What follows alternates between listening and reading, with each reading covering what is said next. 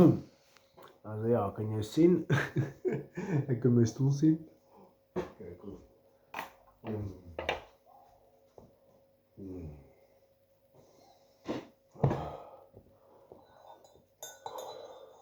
Welcome.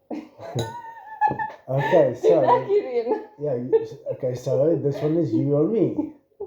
Okay. It's Podcast the 2. podcast 2. Yeah. Pikinini interview with Mr. Jean Leroux. Okay, so why and when did you first get the combi? Why did you first get the combi and when?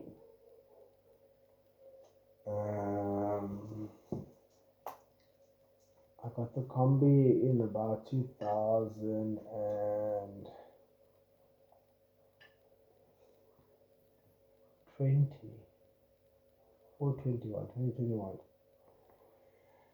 After having got rid of my combi, or the combi I was using in Durban, and having really enjoyed that, as a run around and for gear and boards and kids and animals and So you had a different one first. What color was it? White. Okay, why did you sell it or let it go? Why did you change? It was taken away by the school that I was using it from. So it wasn't yours to begin with. No. But you loved it and it inspired your own. It was the allocated vehicle to aquatics. I understand, and that inspired you to get your own. And it was the shittest vehicle on the property as well. But they thought they'd just stick it to us so we can use it.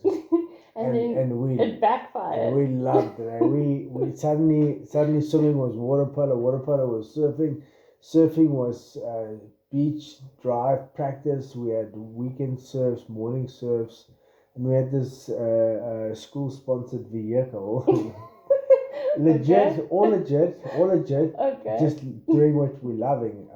Jamming water polo, getting to school, jamming a surf, and epic morning surfs.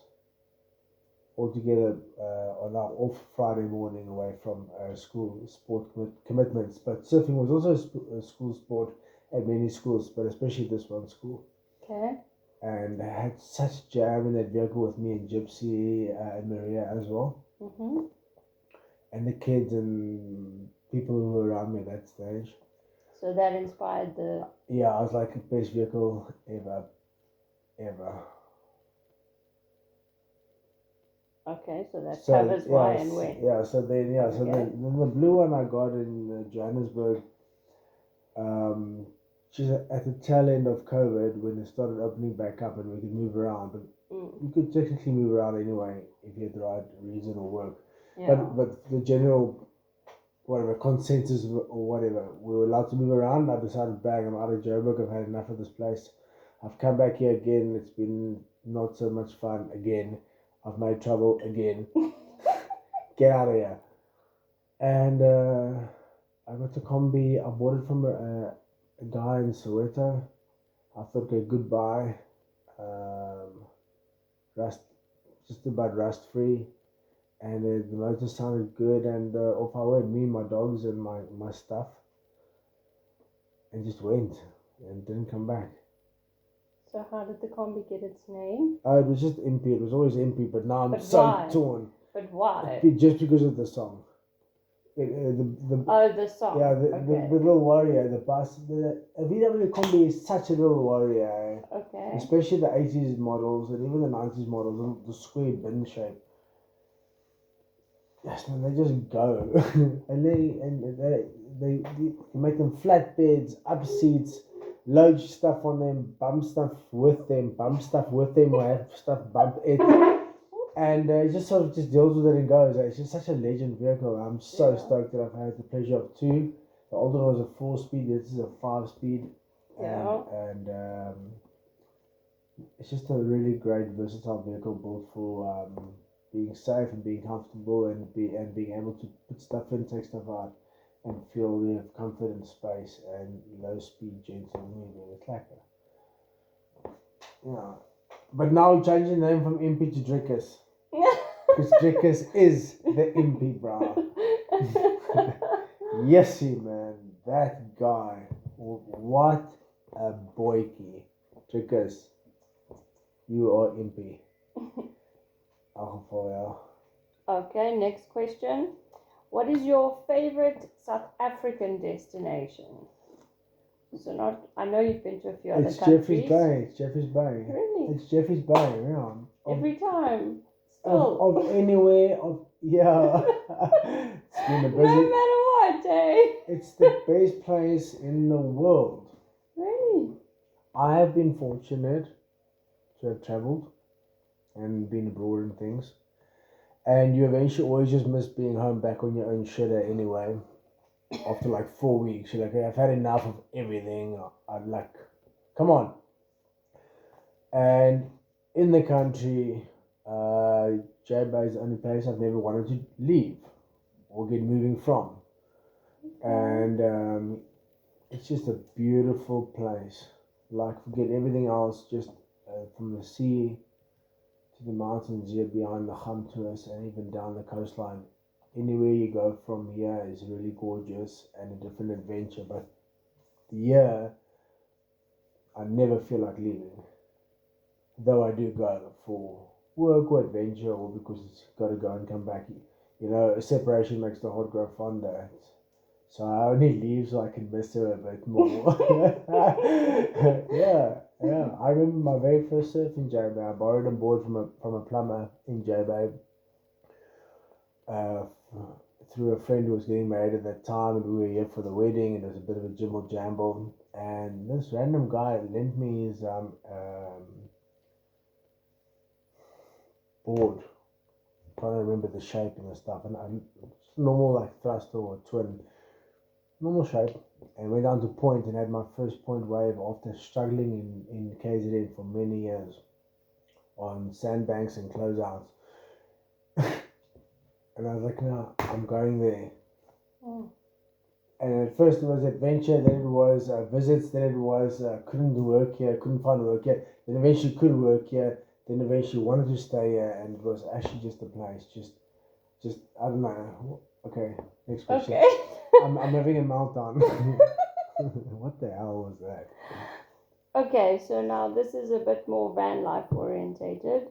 What do you find most frustrating about van life? What tests your patience, like when we were on the road? Did you ask me where my worst place is? No. What do you find most frustrating about van life? What tests your patience? What makes you sukkel om het vas te hou? Anything that happened that triggers you, that's frustrating, that's a little bit difficult or annoying or irritating? Yeah, I'm trying to think like when I'd like to commit murder on the road. I always say nothing annoys me more than myself. Yes, I can get the donor in with myself. I can get really angry at myself. Poor planning.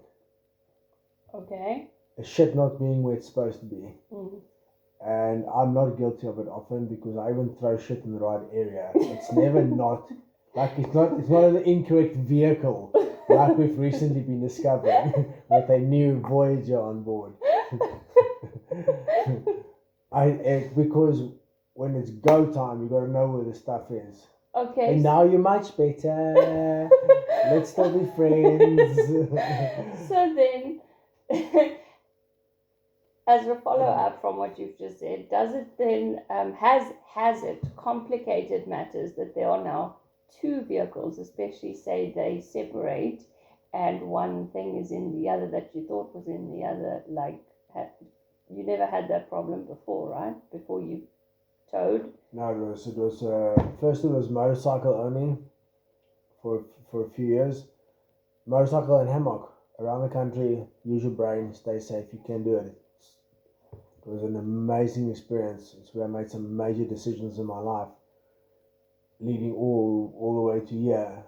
And man, it was something that had to happen. Just open your eyes, get around, see things in your own country. You don't have to see the whole world. Don't. It's all there. And then the motorcycle became me and some motorcycles, so some buddies. And then they all went in their different directions, and then a motorcycle became a combi inspired by that combi that I had the use of. They threw it.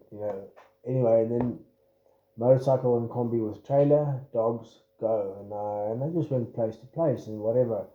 It was lacquer there, if it was working there, I stayed. If it wasn't working there, I just didn't stay. And I came past J Bay to see my aunt in Tunehausen before I went to Namibia, because I always wanted to go back there.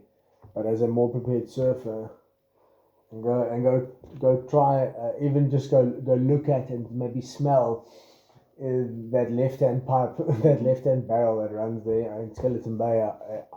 My friend JD warned me, don't go there. You're just gonna break your boards and get injured. It's too hectic.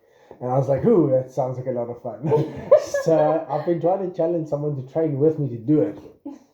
I don't know. I'll go Hail Mary, but I'll probably get slammed.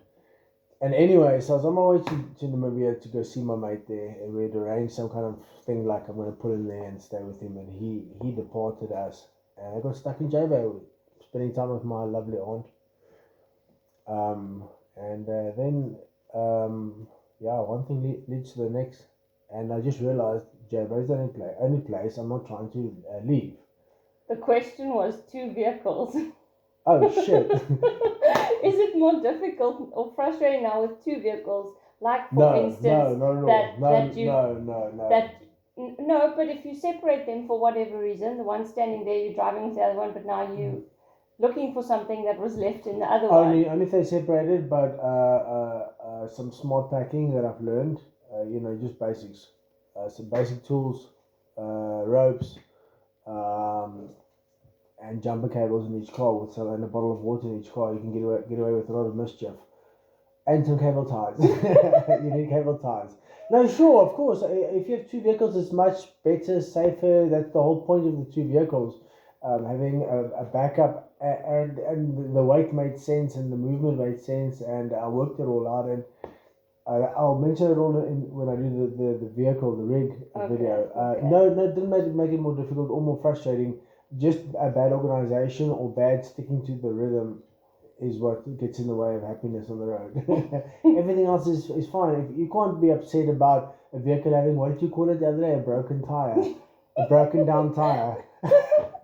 You can't be upset about a vehicle having a broken down tire. Broken down tires happen. Don't know how, but they happen. A flat tire. But the vehicle is broken down because of the flat tire. Yeah, but anyway, so no, it's just communication before you leave, as you leave, while you're on the road, and then not sticking to the plan in something as small as where the match is supposed to be, or as big as where we're supposed to be in 1 year from now. It's all the same thing. Like stay in the same lane. You have to be dependent on each other. You are dependent on each other. And it's lacquer. It's fun. It's testing. Breathe a lot. But yes, there's not a moment you don't have fun if you have the right perspective, and you don't need a massive things to get started. Okay.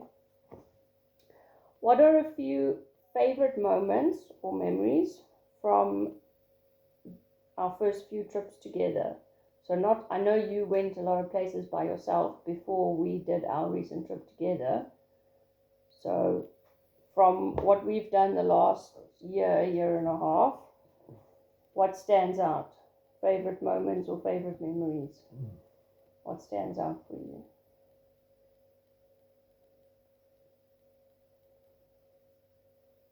When I went alone to Mozambique.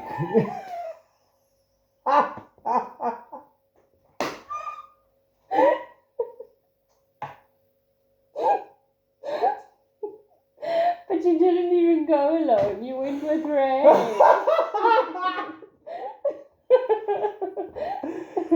Yeah, but Ray doesn't hold my hand anymore. So. No, I'm joking.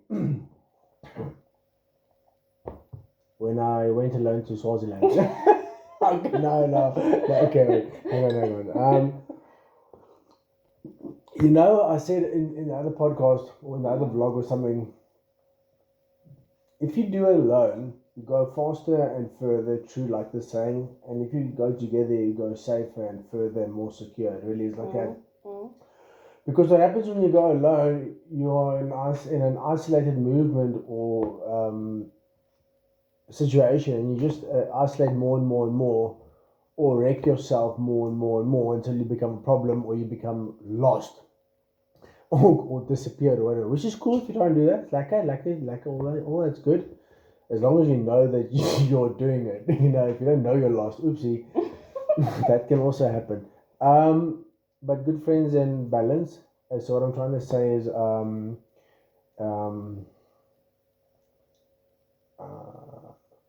what was I saying? Going together alone, going together this far. The question is favorite moments or memories. Yeah. What stands out about van life? Sorry. Thanks for it's been a long day apparently. Sorry. So going through the garden route again. With two who hadn't been down there, and then going with you up through the different terrains through Eastern Cape, KZN, Gauteng, Magalies is even up there in the northwest, Northern Cape, through like Orania back down. And you first time we've seen a few of the things and a lot of the things, and it's like wow you and wow me, and it's better to wow together than to wow by yourself.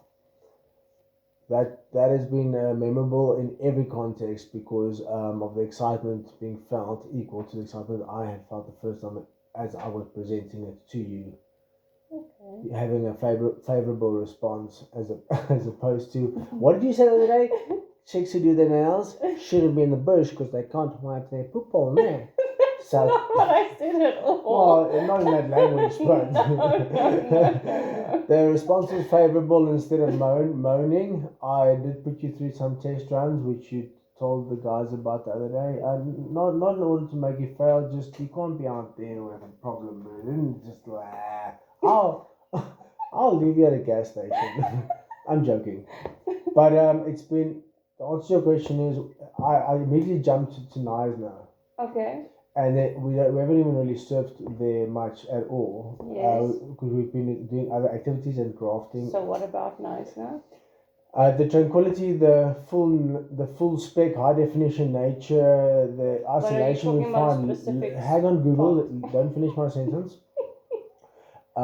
Spending time in that setting and those settings with you and Ariel.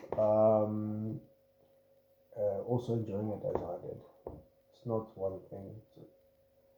So not. I'm talking about like river deck, like the camping, like our off time, or the market. Yes, no. No, so that's what you're talking about, the nature there. Yeah. Okay.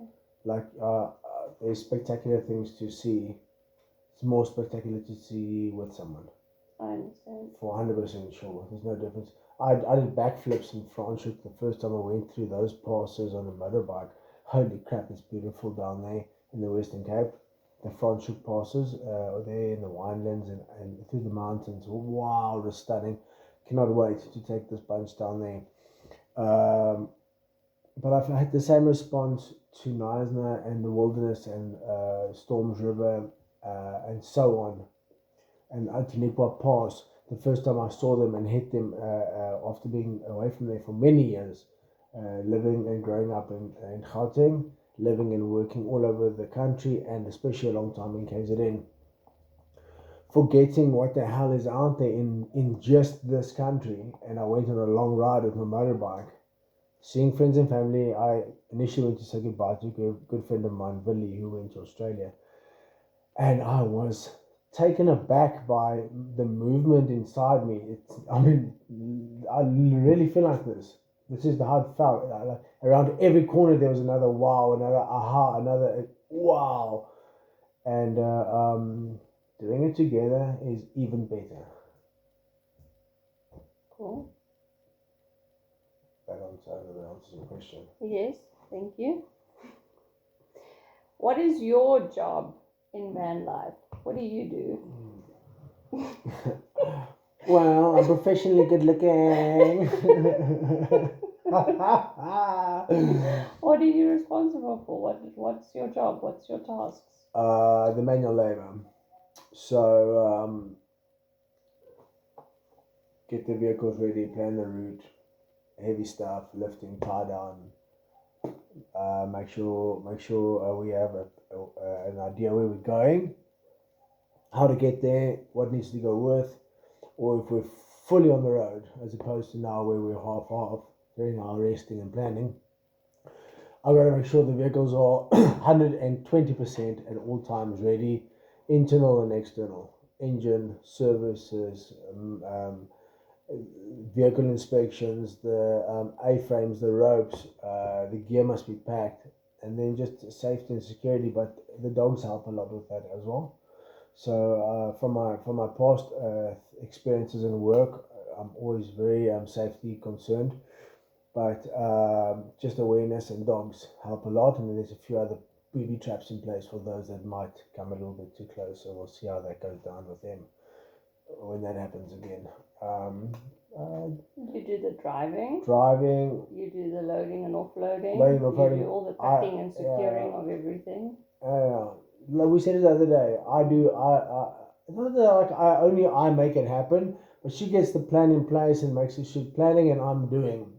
Get the ball rolling, set up and pull down, set up and shut down, and she does the in-between markets and planning and orders. The markets and the selling and... Yeah, so I play boy and she plays girl. What? Perfect. Cool. She loves to do everything I hate to do, and I hate to do everything she loves to do. And there's one thing we both hate to do, but we won't say what that is. Do you share? No ways. No, there's one thing we both hate to do. She knows what it is actually, because we've discussed it. She just has no choice. That sounds hectic. It does. Yeah. Let me whisper in your ears. Tell me if I'm lying. If I'm lying, we can discuss it. Am I wrong? Sure. I don't know. No, I think you are wrong. Really? Yeah. So, can I speak about it? Yeah, I'm not ashamed of it at all. From my past, I had to do it so much. I hate it. I can do it like a champion, but I hate it. Okay, cool. So he says sales. Yeah. Okay, he doesn't like the selling. I have to sell the kids' clothing and everything. I do the markets and the festivals. So what he's saying is he helps to offload and set up and secure everything, all my railings, the gazebo, the ground sheets, make sure he helps with setup. But I then unpack all the clothes and the shoes and the accessories and everything. I make everything pretty, and I'm the one doing the 4 or 5 hours or whatever, how long the market is, and I sell everything in intact with the customers. He takes a backseat, then goes and... Okay, but I don't hate sales. That's not what I hate. I do. I hate small talk and interacting with people. Sales are not the problem. Sales are great. Sales means money. Sales mean I can carry on and do it again tomorrow. I love sales, actually. I actually get a bit of a high from a good day and when there's good sales. And I actually really enjoy helping people to choose the right thing. It actually gives me great pleasure to assist them to find the exact right thing for them and not just... so they don't just choose something arbitrary or that's the wrong size or the wrong color or wrong for that kid. I actually really enjoy interacting with the customers and assisting them and putting little outfits together for the kid in mind. And then I feel good about it and I'm like, I can picture it in my head and I can see how cute this kid is going to look. And I made a sale and I made money and I actually love all of that. What I don't like is people that come and just want to talk. Kind of like right now. Yeah, but you forced me to do this. You said, this is good for our brand. This affects our business model, man. Because we're going to be busy with this. No. So straight up what I don't like is the small talk and then people want to talk cock and know things and whatever. And in that moment, I don't want to just talk if you're not going to actually buy anything. That irritates me personally. You are a sickening capitalist. You are part of what is wrong with this country and this world. I'm just not really a people's person and a social butterfly. Which is another really good reason I'm to a be... little bit... Okay. Please. She's... We get it. Which is another really good reason why you should van life, whether you're introverted or extroverted. It's going to bring out the best in you and develop the side of you that's struggling with. Because if you cannot engage with what's around you to enjoy, live, survive, sort out a problem, experience things, you'll be towed in from somewhere and you'll give up. Yeah. So even though I don't enjoy it and I find it challenging, it has been good. Doesn't matter if you're quiet, introverted. It has taught me to be better at that. Don't have to make noise like I do, I guess. I don't make noise. But you're going to have to bring out the best and the worst and get them aligned in order to be that vulnerable but that secure. Cool. Okay, so how do you choose your team members, pets and people? Security, and I needed a dishwasher that cleaned itself.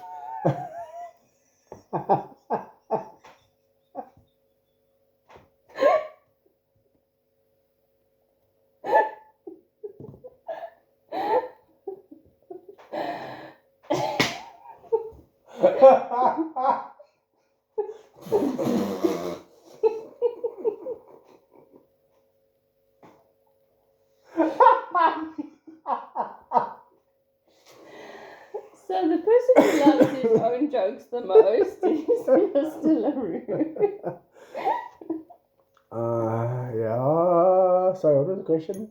How do you choose your team members, pets and people? In truth, you don't choose them, they choose you. Okay. You're kind of on the lookout for something you might need or want, or you see something that you're missing desperately.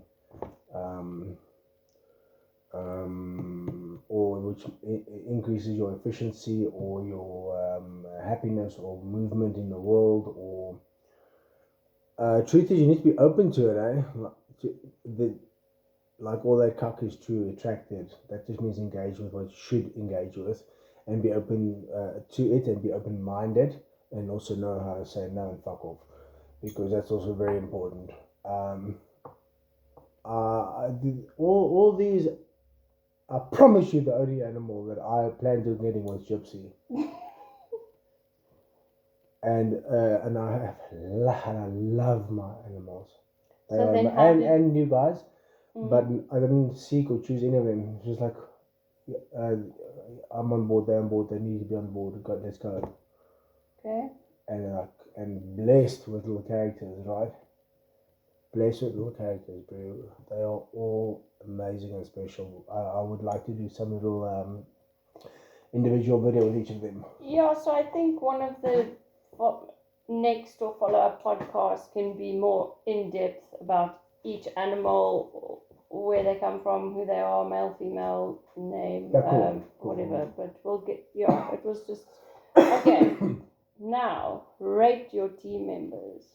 Rate my team members? Yeah. Yes, you shouldn't have done that. Maria's first. She just succeeded Gypsy. Okay. Number 2.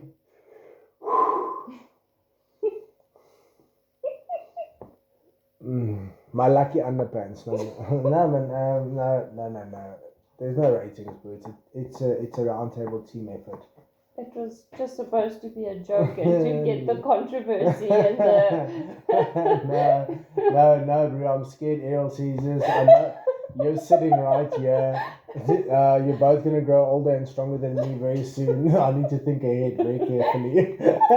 You guys can both beat me up when I'm old and do things to my grave, so no. All cool. Best. Thumbsies, upsies.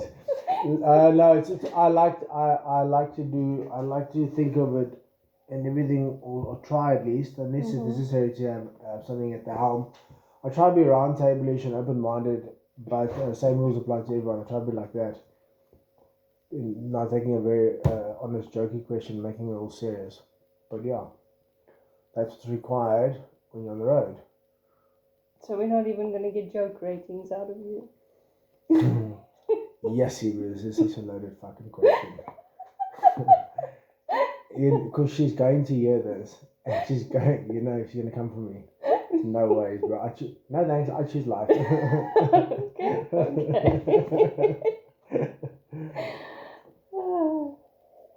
Okay. Last question. Your personal goal for van life, your vision, or what's next? Why did you get into it, and where do you see it going? Your personal goal for van life. It took so long for me to get everything off my back, whatever that means. Mm-hmm. And it took so long for me to get some kind of things working online to produce income streams. And I've had help along the way and all that. But having scaled up, sometimes from my own choices, sometimes just by pure sort of not chance, by being blessed by God, things scaled up dramatically at certain points in my life, to the point that I couldn't believe how things were going. So only thing I'd like to do, it's been such an amazing adventure, staying in it, scaling into it, leaning more into it, and scaling up within it. I want to scale up in it. I want to keep going in it. I want to stay in it. There are a mountain of benefits. Can you be a bit more specific when you say scale up and lean in? Do you mean bigger vehicles, further destinations? Yes. That's what I'm asking. Yes. But slow to leave South Africa now because of all the instability up in Northern Africa. From the guys that I know who do it, have done it, are doing it, they are finding it extremely difficult and dangerous, and expensive and liability. And where? Once you go above sort of our bordering countries, Namibia is fine, Botswana is fine, Zim is an issue in and out. Mozambique is fine. Did I say Botswana? Cool. Yeah. Zim is improving I hear, but above that, so Kenya is still cool I hear. Like Ivory Coast, Sudan, there above the SADC regions, there is a lot of instability and chaos there. And more dangerous. Much more, and the complications you can't imagine. You can't imagine what can go wrong up there. From being taken hostage by an army or a militia, or just some local Chinese there in the bush with AK-47s left behind by whoever else, to having weird rules at the border, having to pay the full amount that your vehicle is worth in cash as you enter the country, and you maybe get it back if it all clears. What does that mean as you exit the country? So like if you're entering with a 1 bar Land Rover, you need 1 bar cash on hand to put down as, I don't even know if it's called insurance. So enter the country with that vehicle, and when you exit, you hopefully get it back. And normally, I guess you do get it back. Otherwise, it'd be a big scandal. But I'm sure they shave something off there. Service fees, admin fees, tokoloshi fees, whatever. I don't know, bro. So the Holgate family. I know Ross. Anyway, they got taken. They were doing a trip up to Russia. And they are organized, bro. The Holgate Foundation.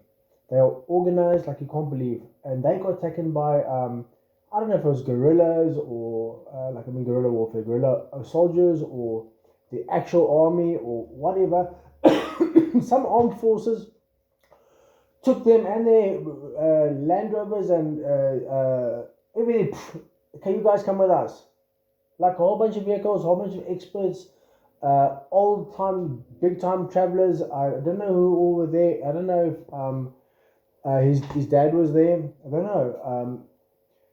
And a general, as I understand it, a general had to come from that country's armed forces. So it must have been other armed forces, it must have been the armed forces, because a general had to come and tell them, let them go. So the army's people took them without the army knowing. The army came and told the army, let the people go out of the army, please. Okay. Hectic. So, and you know how organized those guys are and connected. well, because they do a lot of great graft up and down the continent and so on, they would have disappeared off the map had they not known through the father or through an organization, this commanding general from somewhere who could go directly to that base and stop whatever might have happened there. If you can, like, just blink your eyes for the atrocities that you might know of if you are a YouTuber or watch some proper news. What can happen in deep dark Africa, the continent we love and all that, but so we don't go up no more, and I don't want to go up no more. Even though I've got invites and challenges waiting up in Spain or wherever. No, I see it the same as climbing Mount Everest. It's not a calculated enough risk, which doesn't sound right. Risk is not supposed to be calculated, or it can, I guess. No. But you know what I mean. Like, don't climb a mountain where if the wind changes you all die.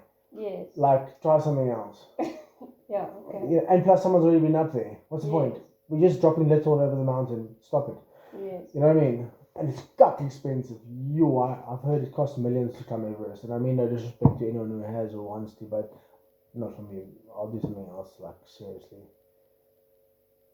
Okay, so your goal for van life, your vision for van life is scale up and not, do it longer. but not that far I'm up. not done. I'm not done, but I'm not driving a bus up Everest. I'm not downhill. Me and Raymond, my mate Raymond, he's the only one I know who's made enough who will ride a bus downhill on Everest.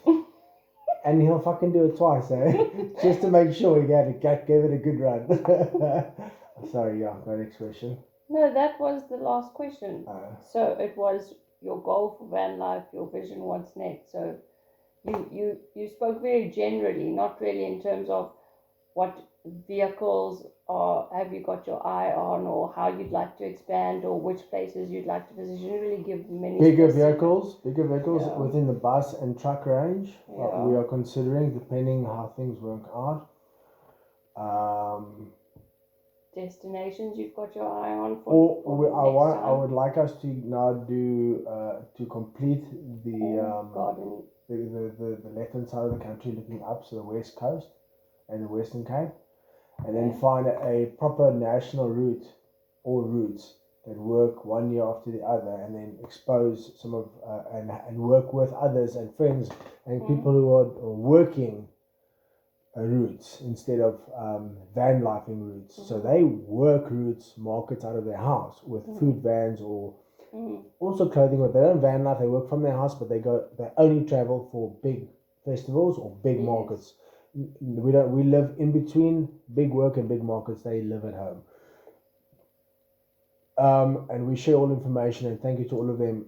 It's so awesome to work with people who want to work and make it work and figure it out and have answers and share and secret here, secret there, help out there, lend a hand there, use a hand there. You have to also accept help, otherwise you're going to get stuck with your pride, and your hat not in your hand, but your hat over your head, freezing in the night.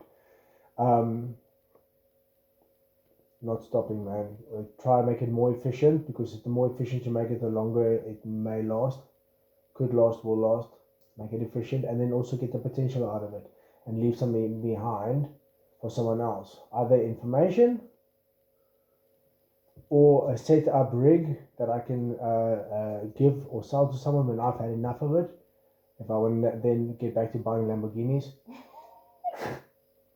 I thought you were going to say settle down somewhere. Motorbikes, next. Many motorbikes have been lost, many motorbikes must come back. All tongue in cheek. One day we'll probably be done with it. Maybe, I don't know, or we'll change the way we do it. We are even looking at, and are seriously looking at, duplicating the whole situation with team members or partners funding the whole operation. Looking for people who could do that, but they should commit. We're looking at a plan like that to duplicate our entire operation and work hand in hand, because it's going well and we're doing so well. In compliments to you for branching out to support isolated grannies and isolated gogos and injured people who can work at home, or shy people. It's also the truth. Shy people who don't like coming out. If you didn't throw me in the deep end of this, I would have been a shy person working at home that didn't want to do that. There's a lot of people that are involved now, and it's I try to think of the pressure like the Springboks.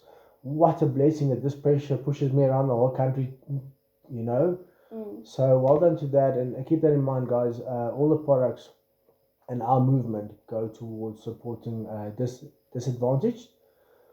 Disabled doesn't matter. Disabled falls under that. Disadvantaged or stuck individuals, normally of an older age, who make handcrafted, lost art, lost crafts, lost skills, make those things and keep it alive. And we also do and have tried, and it comes and goes. It's a bit tricky to do skills development in less privileged areas. It's really tricky.